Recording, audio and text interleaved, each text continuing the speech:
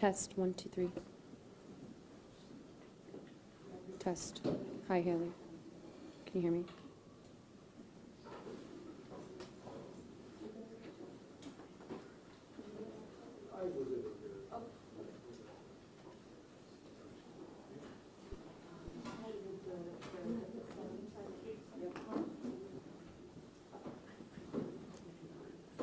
One, two, three.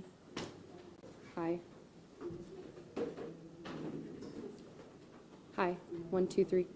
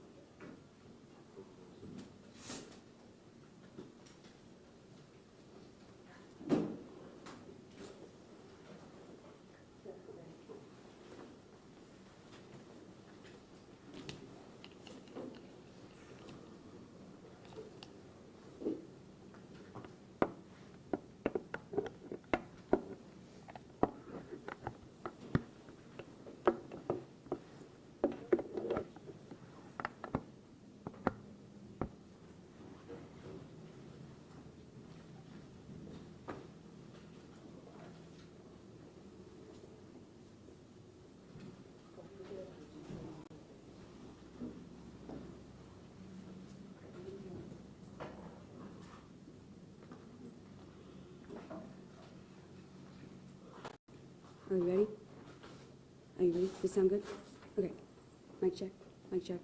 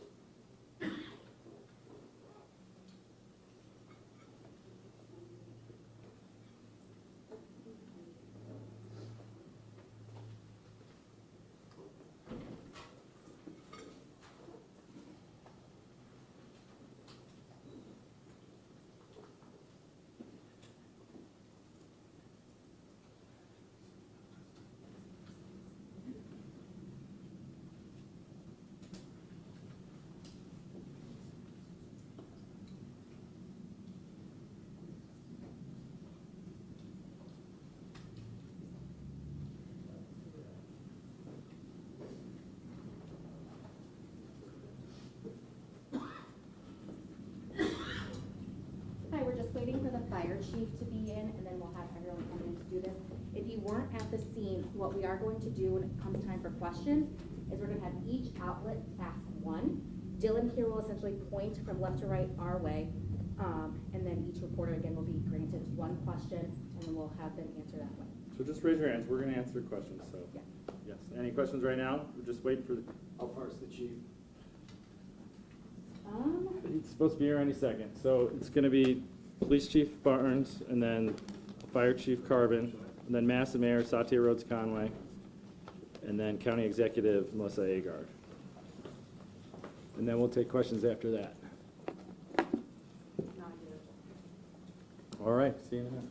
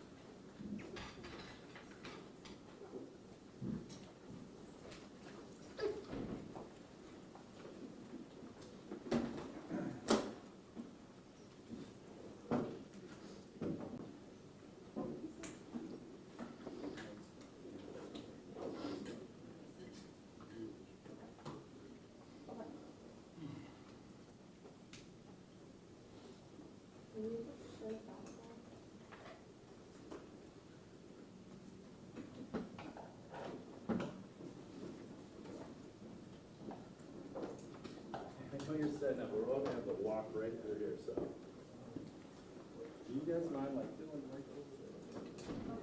We can have a little bit of a.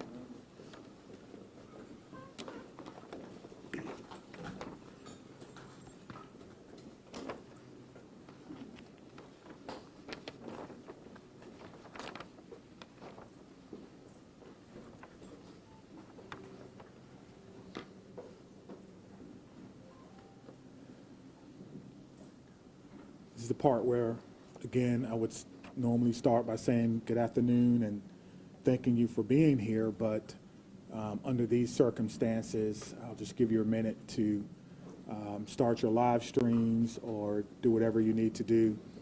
And while you're doing that, my name is Chief Shon Barnes, S-H-O-N-B-A-R-N-E-S.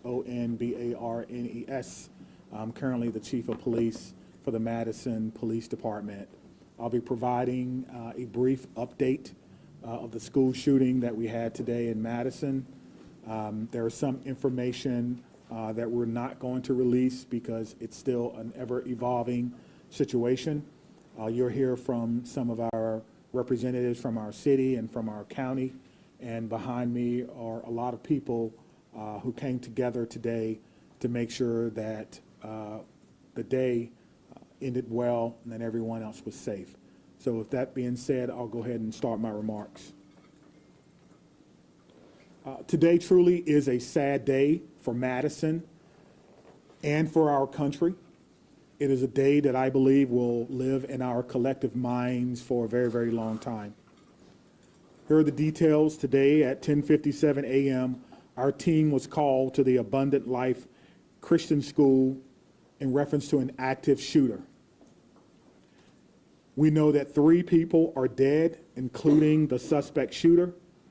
We know that the suspect shooter was a teenage student who attended the school. At this time, we're not releasing the age or gender of the student or any other identifying remarks about the student. 2 other people have died. That died were a teacher and a teenage student. 6 other people were injured. 2 students are now in critical condition in the hospital, and these injuries are considered life-threatening injuries. 4 students are also at other area hospitals with non-life-threatening injuries. But these are just the physical injuries that we know about. We know that this was the middle of the day, of a school day, and so there will be other injuries that we'll have to face for a very, very long time. And we're going to do everything we can as a community to heal those injuries as well. Many of you have asked me about the why of this. Why did this happen? What do we know? What was the motivation? I do not know.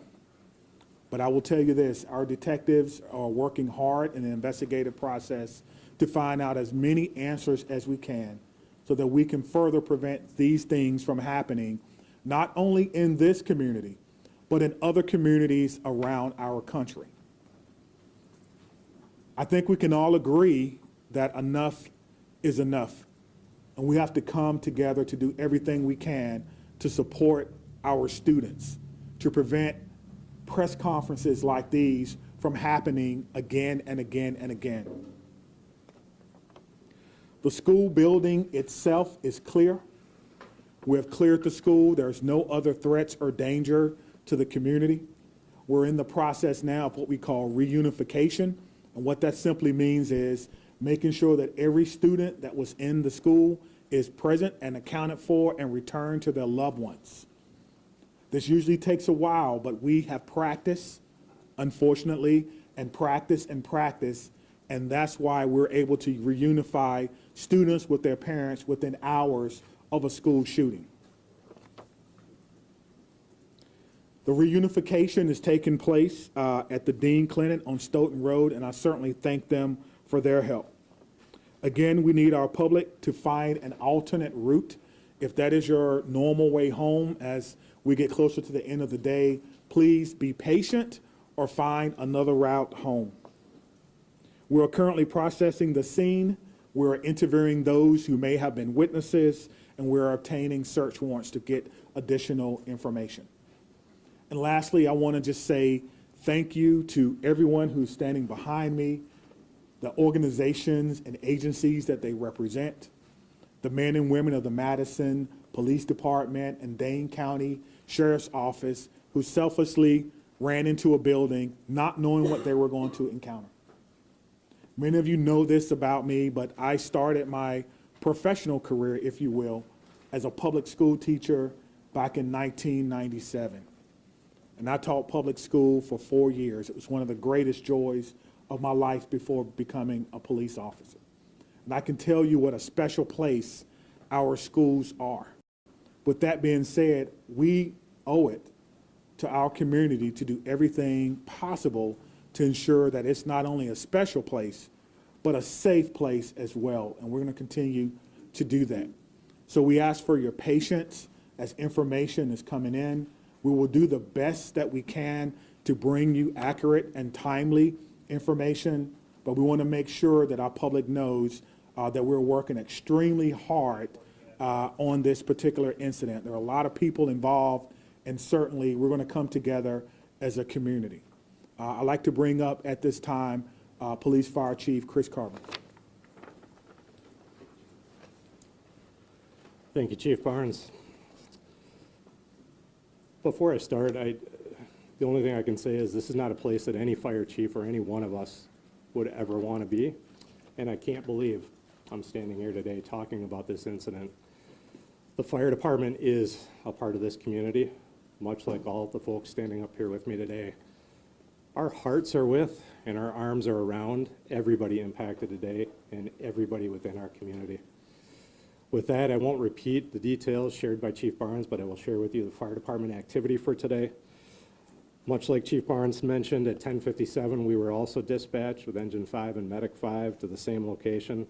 Throughout the course of the incident, we responded with 5 engine companies, 4 ladder companies, 15 ambulances. I would like to take a moment and share our gratitude for our county partners throughout a multitude of EMS and fire agencies that joined us in the response today. We also had 11 off-duty chief officers that came in on this response, so it was a tremendous response from the fire department. We transported 4 patients to St. Mary's. We transported 3 patients to the University of Wisconsin hospitals. On the arrival of our crews, I can say my gratitude to our membership for what they did and their selfless actions today. It's hard for me to place into words what they ran into as well. They did that immediately, they did that selflessly, and within a course of 15 minutes, from the first transport to the last transport, all the patients were on their way to the hospital. So to our membership within the Madison Fire Department and within all the emergency services, my gratitude, my recognition of the work that goes into this, the training that went into this, that again, we had hoped we would never have to put into practice. One more time on behalf of the Madison Fire Department, our hearts are with you, our arms are around you, and we will be with you throughout the duration of this. So at this point, I'll step aside, turn it over to the mayor. Thank you, Chiefs, both of you. This is an incredibly sad day for our community. As you've heard, there is no danger to the community at this time, but our entire community has been impacted by this tragic incident. On behalf of the Common Council and the City of Madison staff, I want to offer our heartfelt condolences to the victims and families and to the whole Abundant Life community. Our focus now is on supporting them and supporting the victims and their families. And we will continue to do that through the coming days and weeks. I also want to thank our first responders, the police, fire, the medical staff, for their quick action and their life-saving efforts. As you've heard already, this is a whole of government response. It is not just police and fire. It is not just City of Madison. We have folks from all around the county. We have folks from multiple agencies engaged in both the initial immediate response and the ongoing support, and will be engaged for days and weeks to come. I also want to thank the White House and the governor and others in the federal government and state government for reaching out to offer their support and help. We will be drawing on resources as needed going forward. But the most important thing right now is to make sure that we are centering the victims and their families, and that we are doing whatever we can to support them and to help them heal, and to lift our entire community up through this difficult incident. I am on record that I think we need to do better in our country and our community to prevent gun violence. And I hoped that this day would never come in Madison.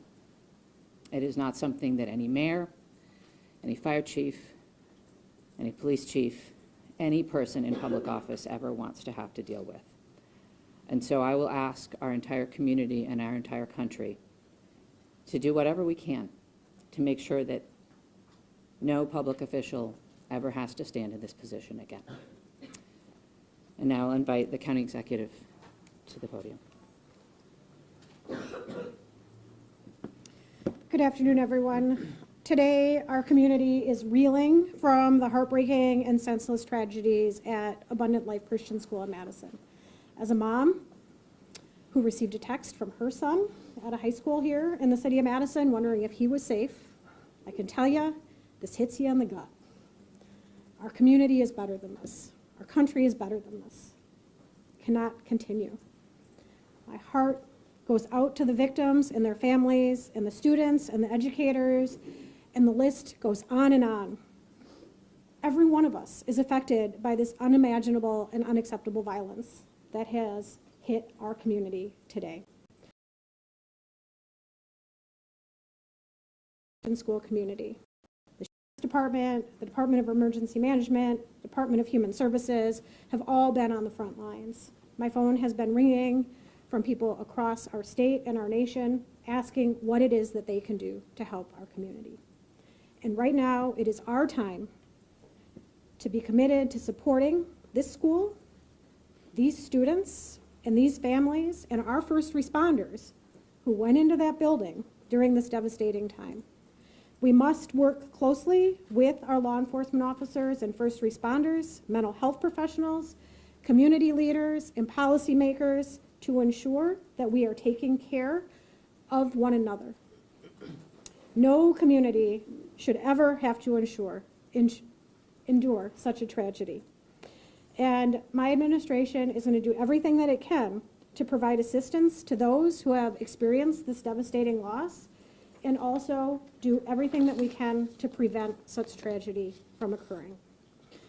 To all of those who are grieving in our community, please know that you're not alone. Dane County stands with you. We're here to support you in any way possible. Please reach out and ask for help. The governor's office, as well as the mayor's office, and I will continue to update the public as we learn more. But please understand, there are many things that we cannot share with you right now. This is an active investigation. This is an active case. The SSM Health Clinic near the intersection of Buckeye Road and Stoughton Road is the reunification center. I know that that has been out, but we need to make sure that folks know where it is that they can go to be reunited with their children.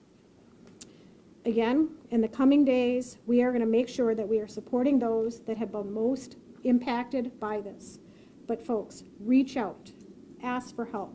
This does not need to be the reality of our community. Thank you.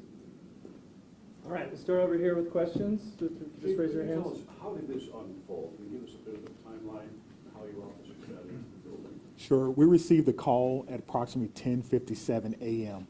Someone from the school called 911 to report that there was an active shooter.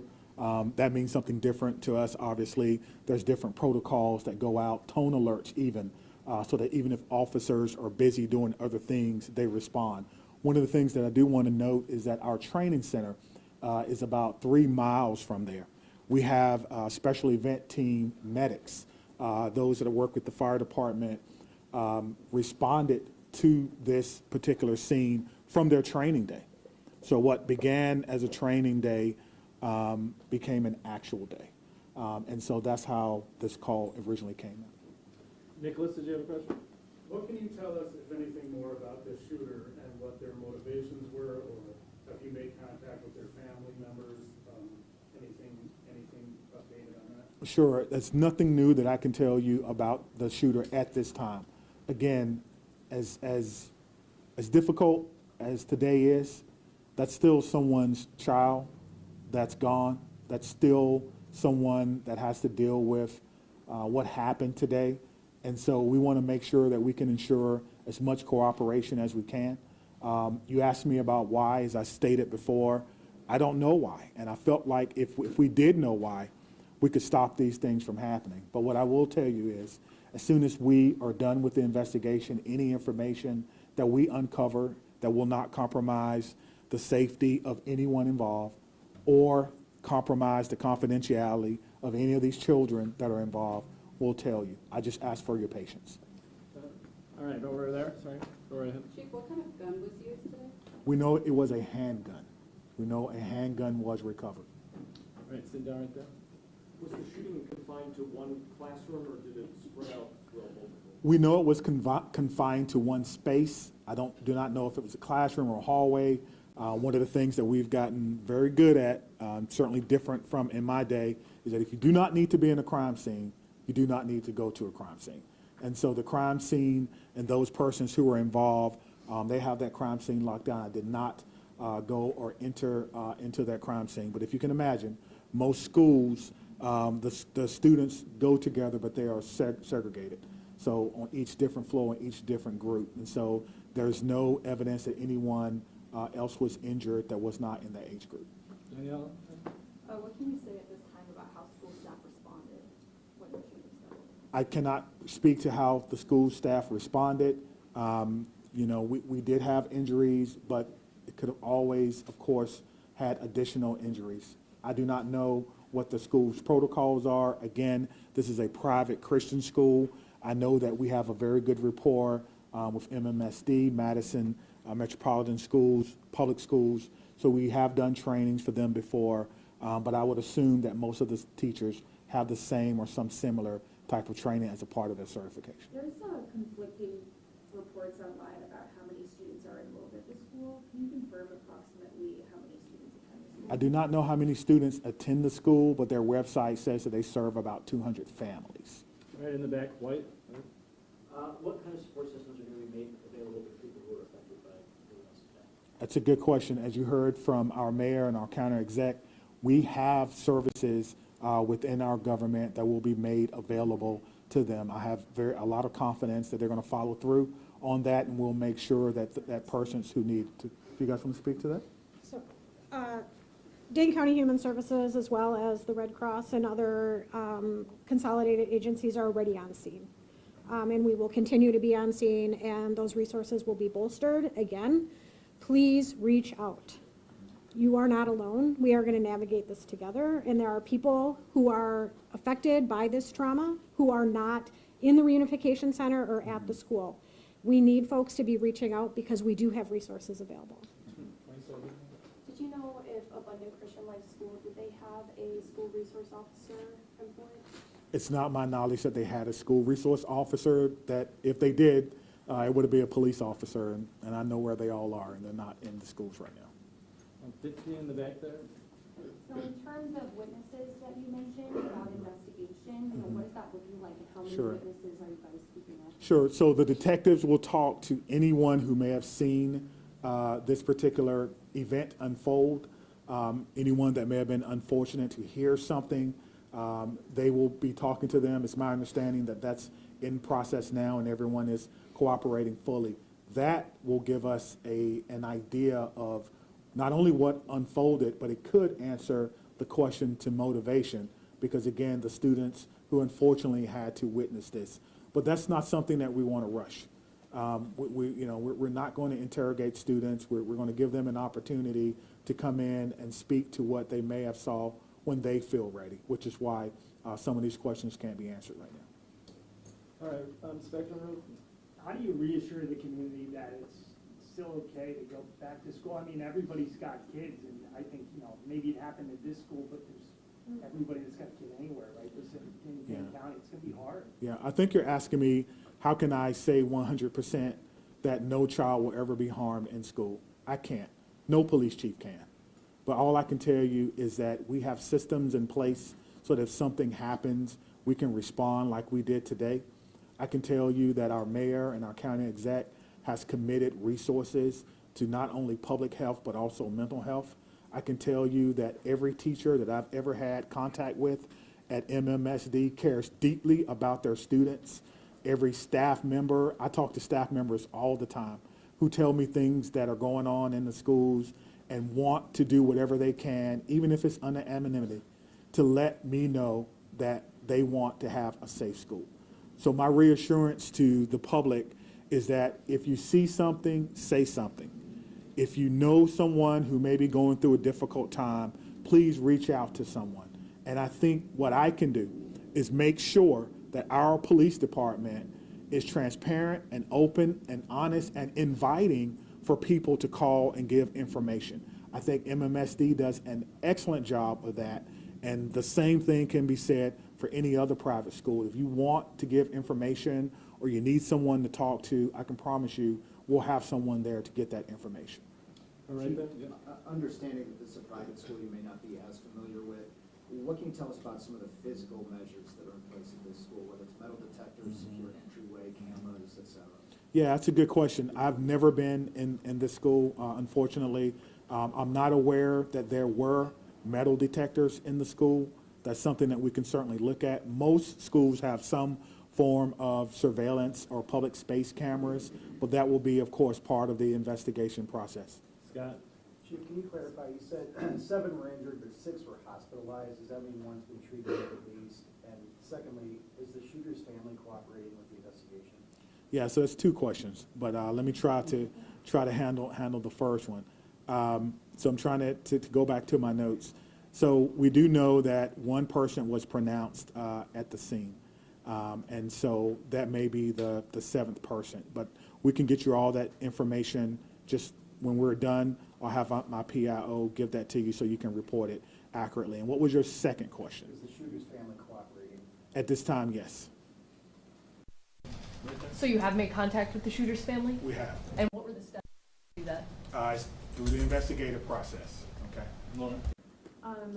Is the shooter's home being searched? We've heard, we've got some information about that is ongoing.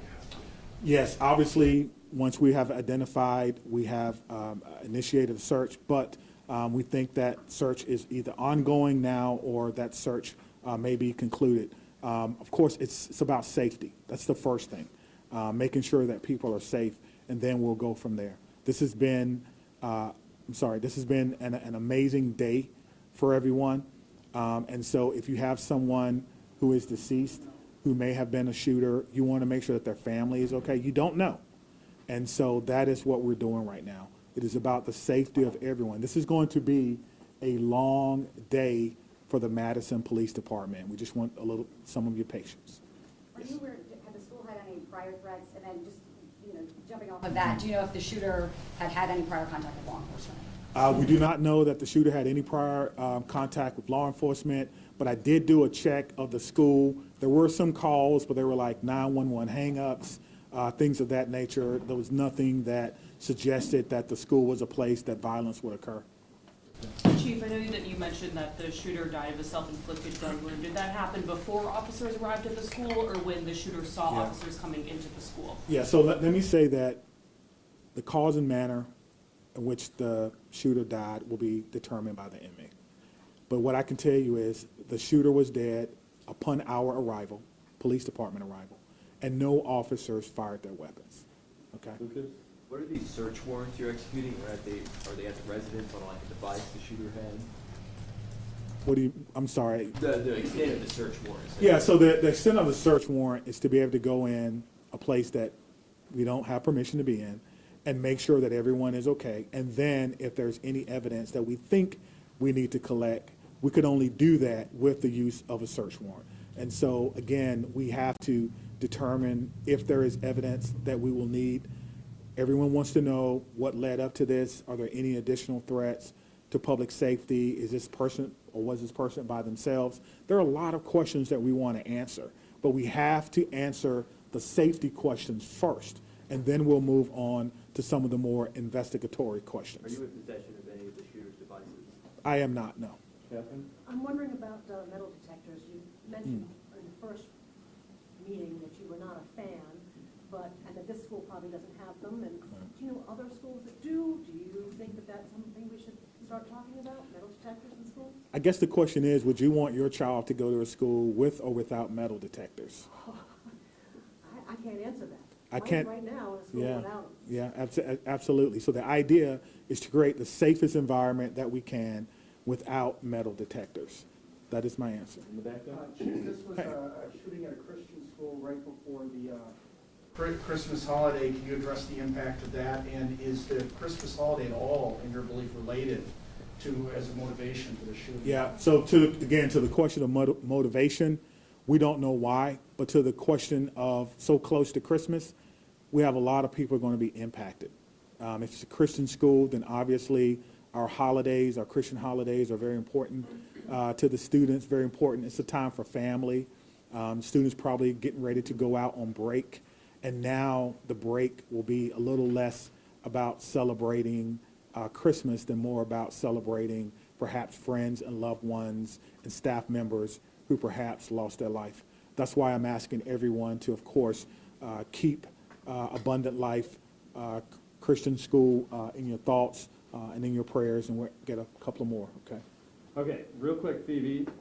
So it's a private school that takes public money through the voucher system. So what has this revealed about maybe gaps in security or training for staff? Is that something you're thinking about whether schools that are private that take public money need to be, kind of on par with public schools when it comes to safety? Well, what I'm telling you is that in 1997, I began my professional career as a public school teacher. I taught history for 4 years before becoming a police officer. So I did not get far enough to take courses in administration and budgeting of schools. I don't know what governs private schools, if they receive money, where that comes from. That would probably be a question that you would probably need to ask someone who's more intimately involved in the school system and what their requirements are if they do receive that. But you could probably compare what has happened or what goes on, their security measures, with the security measures of any school in MMSD, and then that will may give you your answer. That's a very... Just one very quick follow-up. Because you know there has been some criticism to other law departments in their response to these school shooting incidents, particularly Uvalde. How did that inform your game plan today, and how quickly were your officers able to get into the school? What were they told to do? Sure. We train on this, as I spoke about earlier. When officers arrive on the scene, they immediately go in, which we did in this case. Stop the threat, stop the killing, find the killer. That's how we train, and that's exactly what we did today. There's no waiting, there's no coordination of who's in charge. Everyone knows exactly what to do. I spoke about this earlier. We train on this constantly. Our commanders, including the fire chief and I, was in a commander's training less than 2 weeks ago, going over this exact same scenario for another fictional location. And so all of that came into play today, and our officers performed extremely well based on their training and based on the expectations that they know exactly what to do. Stop the threat, stop the killing, find the threat. All right, I promise to follow up. Can we just do one more? We're gonna do one more. For the current student. No, wait, hold on, right here, right here. Thank you, all. Yeah. I think the questions have been asked, and we're straying a little far from what's most important at this point in time, and that is the victims and their families. I have 3 things to add. First of all, there is a lot that our community can and will do in the coming days to support the victims and their families, and we will have more information at future briefings. If anyone, and I would urge you all to include this in your stories, if anyone needs mental health support as a result of this incident and the coverage of it, I encourage them to reach out to 988 by phone or text and to get the mental health support that they need. It is incredibly important that we take care of our community in this very difficult time. We all have a role in preventing gun violence. Our entire community needs to be part of the solution here. There are many things that we can do, and we can have those conversations in coming days. But first and foremost, what needs to be the priority for all of us is supporting our young people. And that is where our community's attention needs to turn at this point in time. The police department, the fire department, the city, the county will share additional information about the investigation as it becomes available. But I urge you all to help our community find resources to support their mental health and to find resources to support the victims and families at this time. Thank you all. Where can people go to see your updates? What can you tell them? It'll be on cityofmadison.com. Me, Stephanie, and Cynthia will stick around and answer any other questions, but that's all. Let me say just before I go, because the mayor mentioned that this was a whole of government response. It certainly was, and there's so many people that we want to thank. We cannot thank everyone, but it's also a whole of law enforcement response. Even though we are in different agencies, we all have the same training. And so I want to thank our partners with the FBI who are here with me today, partners with the ATF, Dane County Emergency Management. Of course, we already talked about our fire department. We've got calls from the Attorney General of the United States, Wisconsin State Patrol, our governor's office, State Patrol, Monona, as well as our sheriff's office. I know I may have left someone out, but thank you for how you responded, professionally, quickly, and according to the way that we all trained, and it all came together to ensure that no other persons were hurt. Thank you. Chief, could you just say what time you guys made entry? We just want to nail that detail down. 10:57. But That's the time you made Oh, entry. yeah, he's right, in 1 minute? We'll work on getting that, so our next, How long does it take should they arrive to the city to be raised back? They receive the call at 10:57. yeah, so I will work on getting that information for our next media briefing. We plan to meet here at 5:30 tonight, and I will work on getting that information. Do you know how many search warrants were executed? I don't have that information. I can see if detectives are able to share that number later. Okay, and also have they checked his social media at all? So that is something that is routine in any investigation. We will look at any online information. They want to take you right now. Today at 5. Today at 5:30.